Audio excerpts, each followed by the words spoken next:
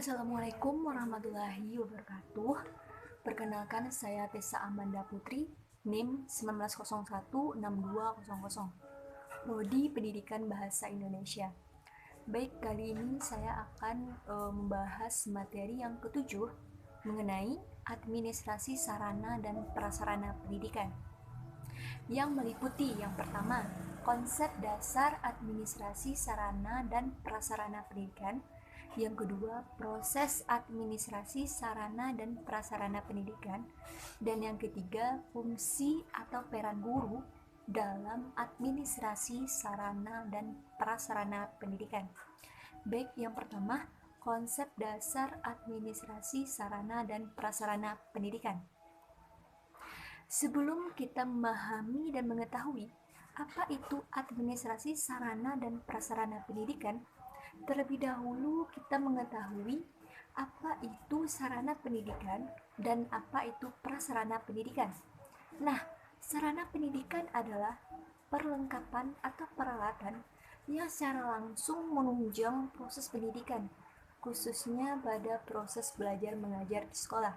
Contohnya, ruang sekolah, gedung sekolah, kursi, meja, dan lain sebagainya.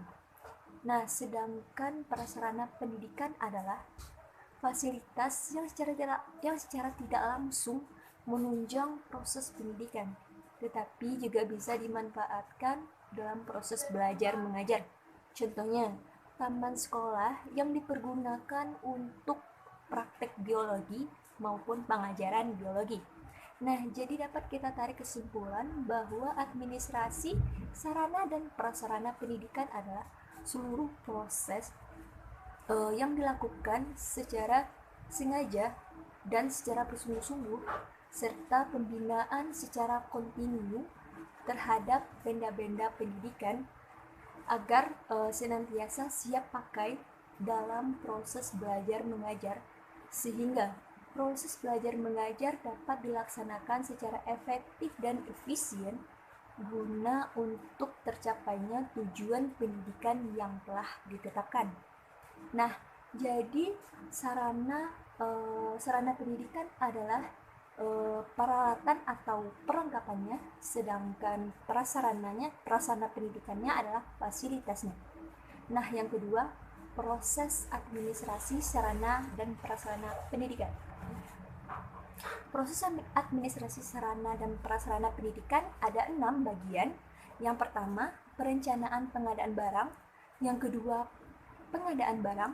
Yang ketiga, penyimpanan, inventarisasi, dan penyaluran. Yang keempat, pemeliharaan dan rehabilitasi. Yang kelima, penghapusan dan penyingkiran. Dan yang terakhir, pengendalian. Baik, kita bahas satu persatu. Yang pertama, perencanaan pengadaan barang. Nah, perencanaan pengadaan barang ini merupakan kegiatan yang dilakukan dan diawali dengan perencanaan yang matang dan baik demi menghindari kesalahan dan kegagalan yang tidak diinginkan. Yang kedua, pengadaan barang. Nah, kegiatan ini dilakukan untuk menyediakan seluruh kegiatan, baik itu berupa barang, benda, maupun jasa bagi keperluan pelaksanaan tugas. Nah, yang ketiga, penyimpanan, inventarisasi, dan penyaluran. Penyimpanan adalah kegiatan yang dilakukan untuk menampung atau mewadahi hasil pengadaan barang demi keamanannya, baik yang belum maupun yang telah didistribusikan. Nah, sedangkan inventarisasi adalah kegiatan untuk mencatat dan menyusun daftar-daftar barang yang telah ditetapkan. Sedangkan penyaluran adalah kegiatan yang dilakukan kegiatan yang menyangkut pemindahan barang dan tanggung jawab dari instansi satu ke instansi yang lainnya. Yang keempat, ada pemeliharaan dan rehabilitasi. Pemeliharaan adalah kegiatan yang dilakukan untuk penjagaan atau pencegahan dari kerusakan barang, sehingga barang tersebut tetap dalam kondisi baik dan siap pakai. Sedangkan rehabilitasi adalah kegiatan untuk memperbaiki barang-barang dari kerusakan. Nah, proses yang kelima ada penghapusan dan penyingkiran.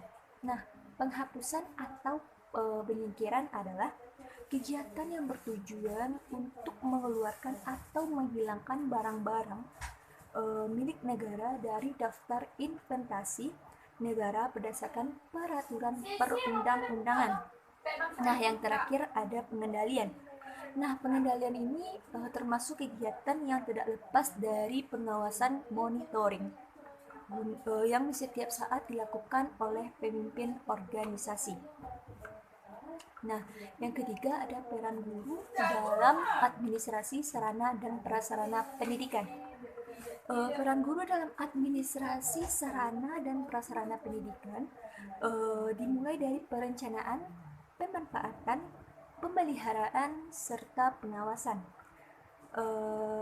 Sebagai pelaksana tugas pendidikan, guru mempunyai andil dalam hal yang berhubungan dengan sarana pengajaran, yaitu alat pelajaran, alat peraga, dan media pengajaran lainnya.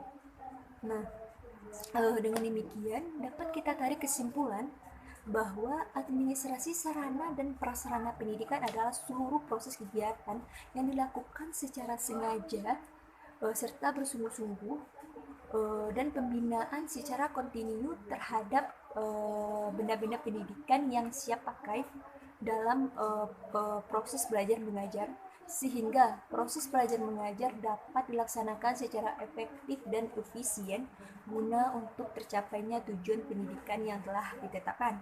Nah, kemudian secara kronologis hingga operasionalnya, proses administrasi pendidikan dilakukan dalam 6 tahap. Yang pertama, perencanaan pengadaan barang.